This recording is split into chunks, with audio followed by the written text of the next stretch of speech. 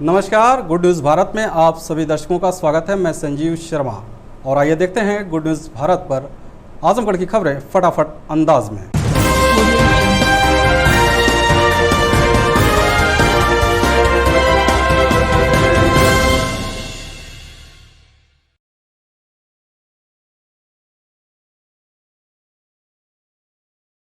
आजमगढ़ जिले के कंदरापुर थाना क्षेत्र के मोतीलाल विश्वकर्मा बलाई निवासी पुलिस अधीक्षक को प्रार्थना पत्र देकर न्याय की गुहार लगाए।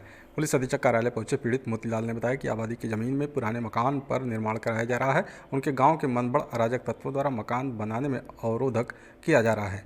गाँव के ही मनबड़ भूमाफिया किस्म के लोगों द्वारा निर्माण स्थल पर पहुँच मजदूर मिस्त्रियों और उनकी पत्नी को गाली देते हुए जान से मारने की धमकी देने लगे। मौके पर क्षेत्रीय पुलिस द्वारा दोनों पक्षों का समझौता कराया गया। पुलिस द्वारा निर्माण कराने की बात कही गई, लेकिन उसके बावजूद भी भूमाफिया मनबड़ व क्षेत्र के लेखपाल व प्रधान द्वारा निर्माण के नाम पर धन उगाही की बात कही जा रही है। पीड़ित ने पुलिस अधीक्षक से इस मामले की जांच कराकर दोषियों के खिलाफ कार्रवाई की मांग की है। समस्या ये है कि पुरानी आबादी है बाबा के नाम से, वहाँ पर पहले कच्चा मकान था और अब नया निर्माण करने जा रहे थे, उसको बनाने नहीं दे रहे हैं। कुछ राय लोग हैं दबंग, और वो वहाँ जबकि उनका कुछ भी नहीं है, और उसको दीवार नींव तो बन गई है लेकिन दीवार अभी नहीं बन पाई। दीवार बनाने के लिए बार बार लोग आकर के दबंगई करते हैं, मजदूरों को भगा देते हैं, माल ख़राब हो जाता है और वो जो मजदूरी डांट हो जाती है। शिकायत को लेकर स्थानीय थाने पर गए थे? हाँ, 100 नंबर बुलाया था, 112 नंबर बुलाया था, और वो ले जा कर के 30 तारीख को 29 तारीख को बुलाया था और 29 को ले जा कर के वो बंद कर दिया। किसको? आप ही को बंद? हमको, और एक चचेरा भाई था, वो भी, उससे विवाद था, उससे ही विवाद है, लेकिन वो राय के दबंगई से वो भी दबंगई कर रहा है और वो उन लोगों के सह से वो बार बार परेशान कर रहा है। बीम ढला हुआ है, उसके ऊपर से द्वार खोल करके जा रहा है। थाना क्षेत्र में जमीन का बैनामा कराए पीड़ित उनकी जमीनों पर अवैध कब्जा करने का लगाया आरोप। जिलाधिकारी कार्यालय पहुंचकर शिकायती प्रार्थना पत्र देकर न्याय की गुहार लगाई।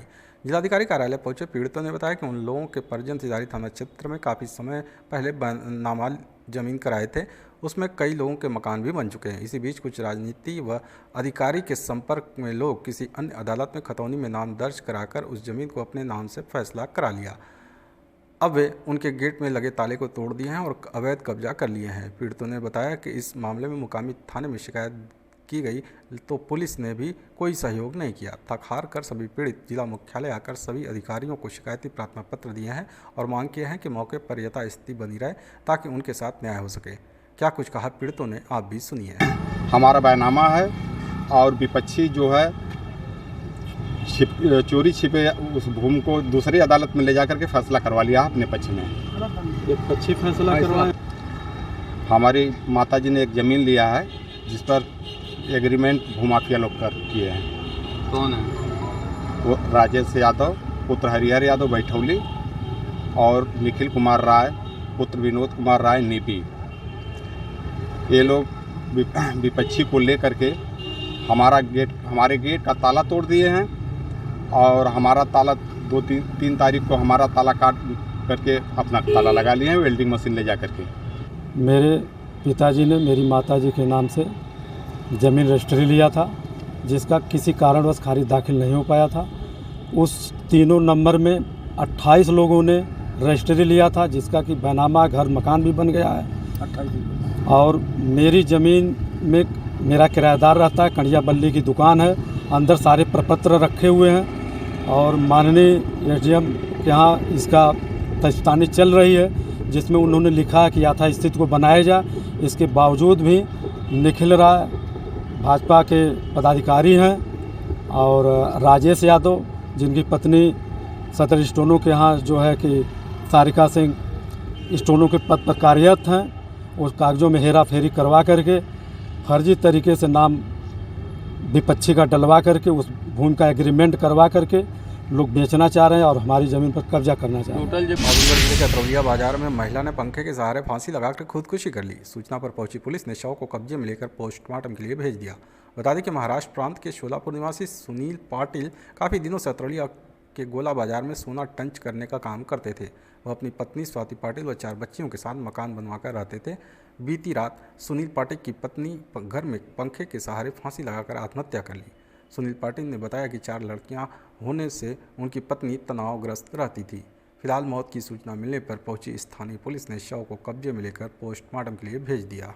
आजमगढ़ जिले के जहानागंज थाने की पुलिस ने अभियुक्त की निशानदेही पर चोरी के 4 बैटरी को बरामद किया है। बता दें कि बीते दिनों मोबाइल टावरों से हुई चोरी का खुलासा करते हुए कई चोरों को गिरफ्तार करते हुए लाखों रुपए के चोरी के बैटरी व अन्य सामान को पुलिस ने बरामद किया था, जिसमें से कुछ चोरी की बैटरियां अभी भी बरामद नहीं हुई थी। पुलिस ने इस मामले में मेहनगर थाना क्षेत्र के आज़ाद नगर मोहल्ला निवासी संतोष गुप्ता को न्यायालय के आदेश पर जहानागंज थाने ले गई, जहां उसकी निशानदेही पर कोल्लूखोर गांव के पास छिपा कर रखे गए 4 बैटरी को बरामद करने में कामयाबी हासिल की।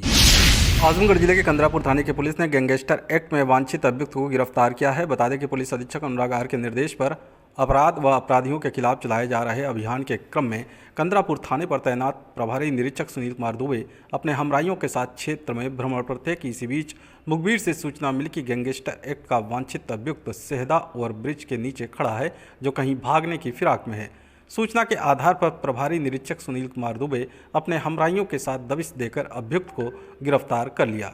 पकड़ा गया अभियुक्त विवेक राय कंदरापुर थाना क्षेत्र के किशुनदासपुर गांव का निवासी है। आजमगढ़ जिले के बरदा थाने की पुलिस ने अपने पिता की गैर इरादतन हत्या के मामले में आरोपी पुत्र को गिरफ्तार किया है।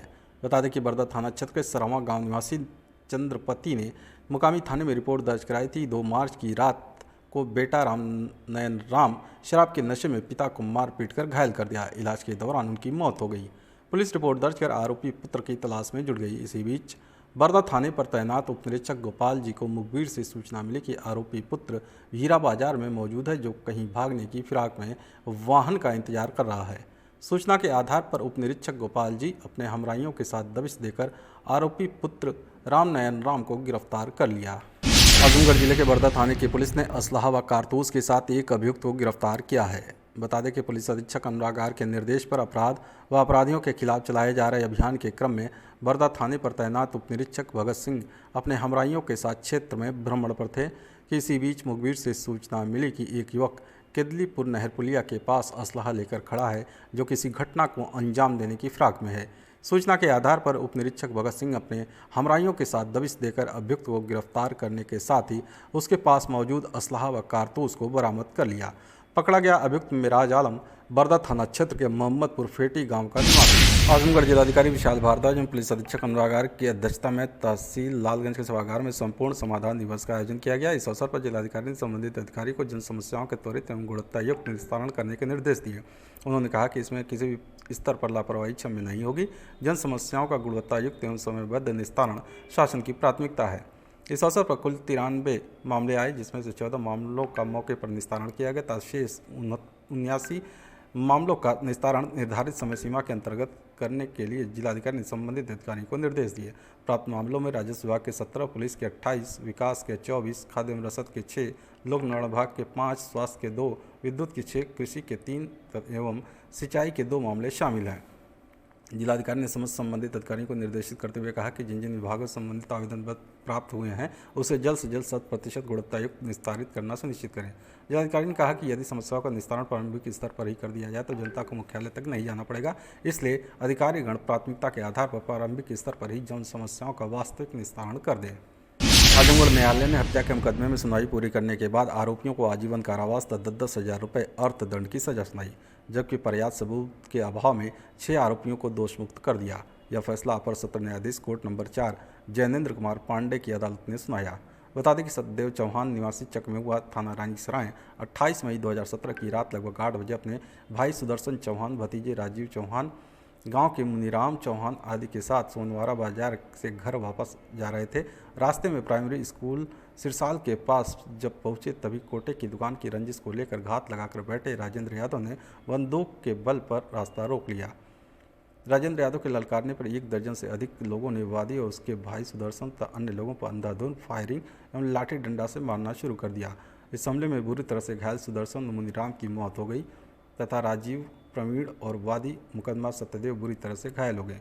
इस मामले में जांच पूरी करने के बाद पुलिस ने 16 आरोपियों के विरुद्ध चार्जशीट न्यायालय में प्रस्तुत किया, जिसमें से 4 आरोपियों के नाबालिग होने के कारण उनकी पत्रावली किशोर न्याय बोर्ड भेज दी गई।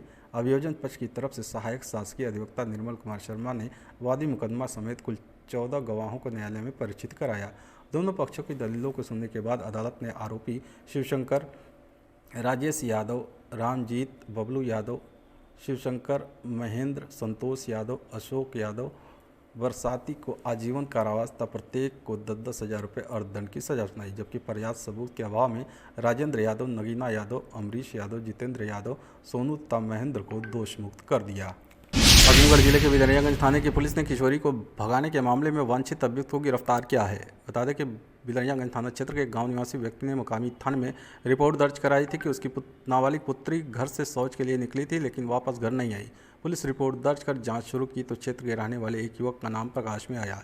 इसी बीच बिदरियागंज थाने पर तैनात उप निरीक्षक संतोष कुमार सिंह को मुखबिर से सूचना मिली कि आरोपी युवक गुलवा गौरी नहर पुलिया के पास मौजूद है, जो कहीं भागने की फिराक में है।